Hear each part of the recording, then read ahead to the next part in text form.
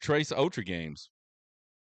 We got number 10 Indiana at number 7 Notre Dame. That is Friday night, 7 p.m. kick on ABC and ESPN. Notre Dame is 7-point favorite in this one at home.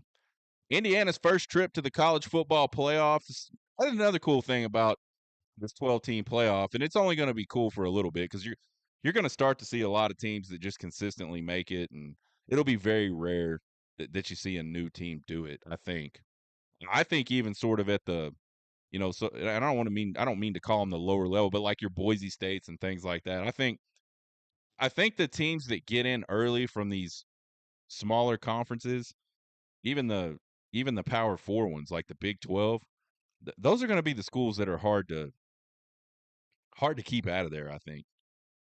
It'll be interesting to see how that plays out. Indiana's first trip, Notre Dame's third appearance.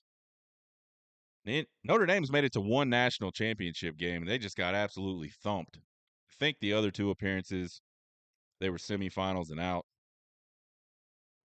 Kind of a redemption type game for Indiana. It's an opportunity for them to prove again on a big stage that they can beat a good team. They went into Ohio State. They looked good early in that game, and then they just had a ton of issues, ton of mistakes. Let that one get away from them. Kind of let the moment be too big for them, I think. So this is another chance for them to go on the road, prove they belong in the college football playoff. A lot of people said if they didn't beat Ohio State, they shouldn't be in, regardless of what they do the rest of the season. They got in.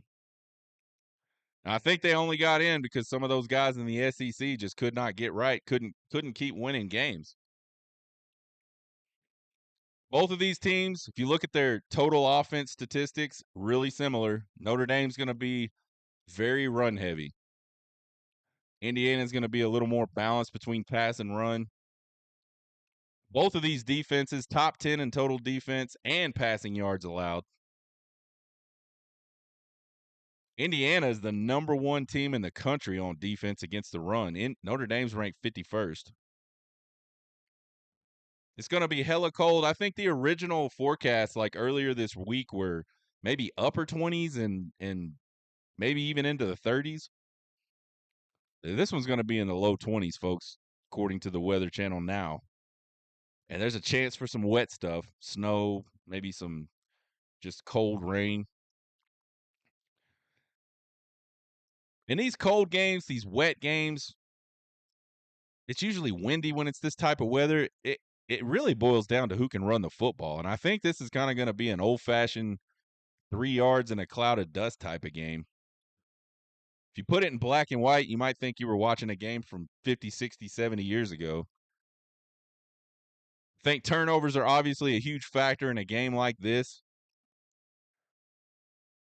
I think Indiana's going to cover, but I think Notre Dame's just going to be a little too much at home, and I think this is a low-scoring game. I think all these games are low-scoring games. I'll probably be wrong as shit on that, but that's just the way it goes. I got Notre Dame 17-13 over Indiana. I think both these defenses just really, really good. Number 11 SMU at number 6 Penn State. 11 a.m. kick on Saturday on TNT. Penn State 8.5-point favorite. Both teams, their first trip to the college football playoff. Again, another situation where the offenses are really similar in total offense statistically. Penn State's more balanced. SMU is going to be more pass heavy. Total defense favors the Penn State Nittany Lions. SMU is slightly better against the run than Penn State is. But Penn State has a marked advantage in pass defense over SMU. Again, cold, possibly wet, windy. I got to go with the team that I think that can run the ball the most consistently. And I think, SMU ran into Clemson last week in the ACC championship game, or 2 weekends ago in the ACC championship game. Was it 2 weeks? Yeah. Time flies when you're old. And we just thought going into that one, SMU's had a great season. They're a very talented roster. It's a good team. But it's a step up when you start playing the Clemsons of the world, start playing the Penn States of the world. And I think as much as I dog on Penn State and James Franklin or Rich Franklin or whatever that dude's name is, the Franklin guy that coaches Penn State. They got a good team. So I think it's going to be just a little bit too much for SMU. They had a great year number 1 in the Power 4 conference. But all that's going to end on Saturday. I think Penn State's going to get it done 27-17 over SMU in some just ugly, nasty weather.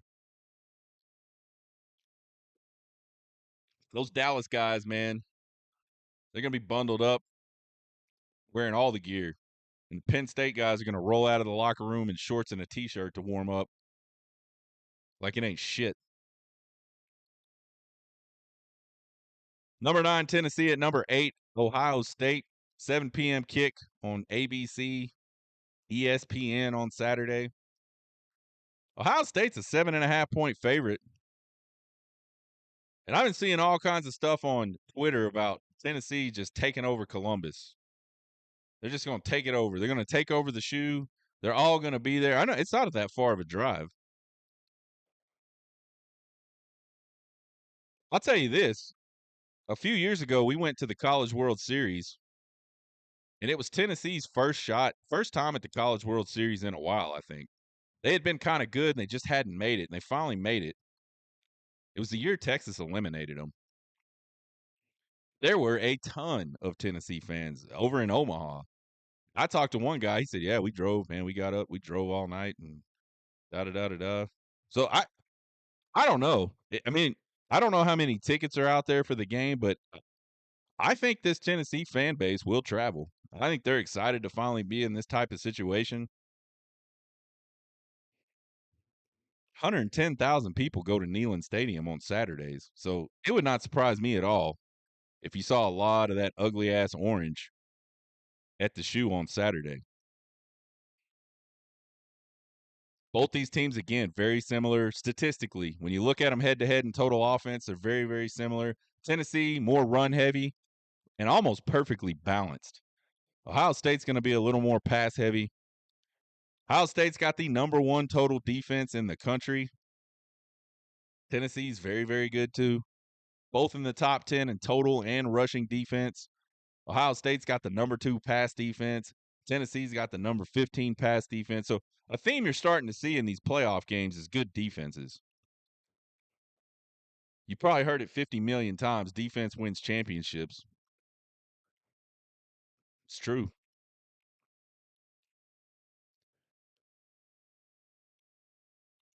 Both of the QBs in this game, either really talented or very veteran, very seasoned. Will Howard been in college football for 437 years. And then you got Nico Iamaleava, and I probably completely butchered. That's the first time I've actually tried to pronounce that dude's name. I'm sure I screwed it up. Apologies, Nico. Nico I, maybe that's what I'll call him. But he's really, really talented. Got a talented group of guys to throw the ball to. So I think they're going to try. I think these teams are going to try to pass it a little more. I don't think either one of these teams is really going to line up and try to just run the ball, regardless of the weather. So I kind of think it's going to come down to which QB can make some plays. And I think both teams are going to struggle to run the ball consistently, even if they try. The defenses are just really good. You know, you talk about Will Howard. He's been around forever. I don't know that the guy's ever won a big game. He just absolutely folded up like a tent against Michigan. Michigan's not that good. That was one of our when we started talking about the season before the season started, we talked about, I don't know, we had like 4 or 5 like storylines to follow in college football, and that was one of them. How good was this Michigan team really going to be after losing all those folks and losing all those coaches? We found out they're not that good. And Will Howard, I mean, he did not play well in that game.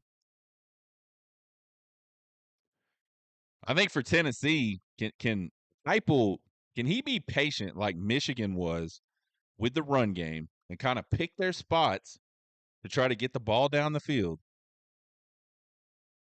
Or does he show up in, you know, really cold weather, really bad conditions and try to do what they would normally do. I know they like to run the football. It'll be interesting to see if they can against this Ohio State defense.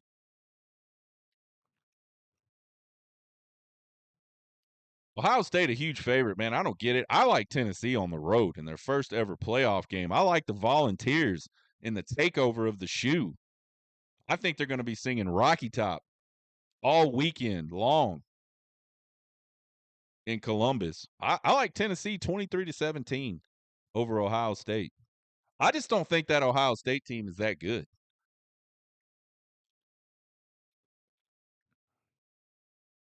And I think Tennessee just has a ton of weapons, and their defense is really good. That offensive line does a really good job blocking in the run game. We'll see.